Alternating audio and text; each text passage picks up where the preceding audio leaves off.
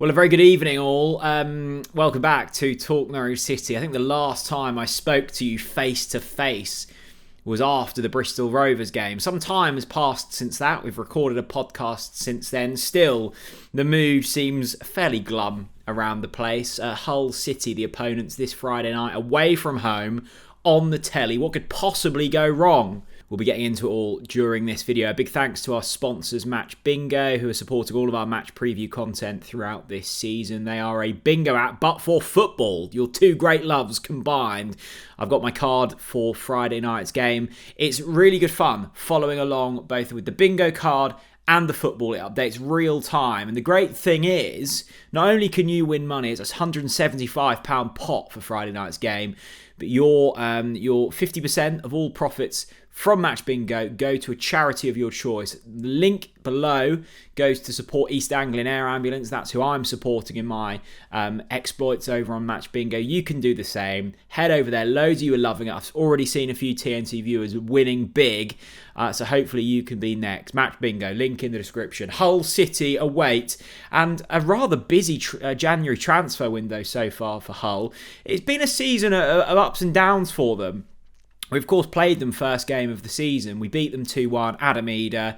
The sun was shining. The doves were crying. Everything felt really, really great at that point. And, actually, this first month of that season, felt great. We were scoring goals. We were winning games. We were near the top of the league.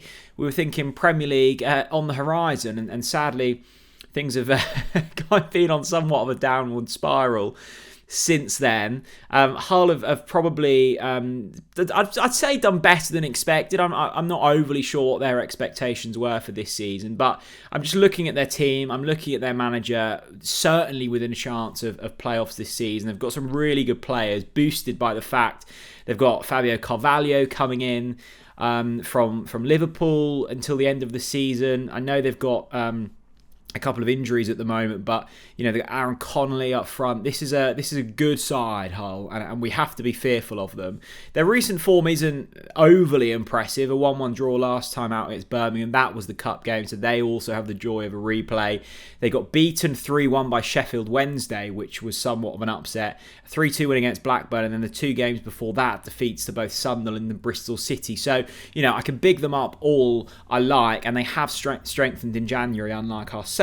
But recent form shows that there is a chance here for Norwich City. However, if Norwich play anything like they did against Bristol Rovers, then we're not going to have a chance at all. I thought we were so poor in that game, and it was really disappointing. I'm not going to say it wasn't expected, because so many performances this season have been really poor. There have been hot streaks.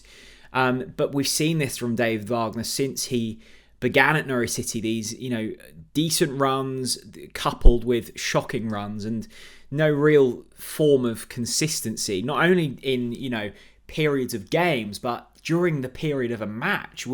I think back, probably the most startling example of this was Watford away from home, 2-0 up, a scintillating first 20 minutes. Yes, Watford weren't great. And then just a complete inability to just manage the situation of the game and see things out. It felt similar against Bristol Rovers in the fact that, look, it wasn't a scintillating start, but we took the lead against the League One side. We had chances. From that point on, a Championship side that has hopes of top six should be seeing that out 2, 3, 4-0. And actually, we retreated and we looked scared and anxious, and Bristol Rovers were unlucky not to win that game. Hull, look, defensively we need to be far better. Grant Hanley's injured again, who of course sort of just walked off in the Bristol Rovers game late on in that match. He's going to be out for a couple of weeks. There's also an illness for Adam Forshaw, not that he would have started this game. And of course, the news that Hwang has returned to Nottingham Forest. His loan has been cut short. Read into that what you like. So a few little bits of injury news there, not overly alarming. I think Grant Hanley would have probably started if fit. I thought he looked really good actually against, not really good. He was okay against Southampton. He was better than I thought he would be, considering the amount of time he's had out. The most alarming thing for me now is we've gone over the David Wagner bridge so many times and we've discussed it. You know my thoughts. I think I know a lot of your thoughts on David Wagner. It's this January transfer window and some of the comments that have been coming out. Now, I didn't think that we would be signing a great deal this January. And this is why. I think Ben Napper knows that David Wagner's not the long-term solution. I think David Wagner knows he's not the long-term solution. And I think the players know that David Wagner's not the long-term solution. But for whatever reason, whether that be financial or a lack of replacement or just a lack of willingness to make change, David Wagner is the man leading us into this January transfer window. And that has issues because you're not wanting to throw money at players that this current head coach wants because he's probably not going to be here this time next season. I would say it's 100% likely that he won't be here this time next season. So you don't want to be signing players that the next head coach might not want. The potential for loan moves is probably the most likely situation for Norwich City going into this window. But why would a player want to couple up with a head coach when they probably know the head coach won't be here in a couple of months? Maybe. So you're in a situation of complete no man's land, and it's felt like that for the majority of this season where, you know, it's just a season of seemingly nothingness. And that's really concerning because, you know, the fact that we stalled and the fact that we held off sacking Wagner back in October, November, means that we are now in this situation where we're in a fairly pivotal transfer window. We've already seen the likes of Hull strengthen. You know, West Brom will probably be doing similar. So that the teams in this chasing pack for that probably 1, maybe 2 playoff spots now are just miles ahead of us. And we could have seen this coming. You know, we've been saying that if you let Wagner remain in post going into this January, then issues will arise, and those issues have arisen. And that's horrible because all of these problems that we're now facing are completely the football club's, you know, wrongdoing. We can only blame ourselves for being in this situation. The lack of willingness to pivot and change and read a room and adapt to what's going on. That's all on Norwich City. That's all on the board. And we find ourselves now in a situation where we're playing turgid football. The mood around the place is horrible. And we're going into Hull away going, you know, probably take a point. I mean, the standards have fallen so low. And I think for the first time, actually, on Saturday against Bristol Rovers, I saw a team there.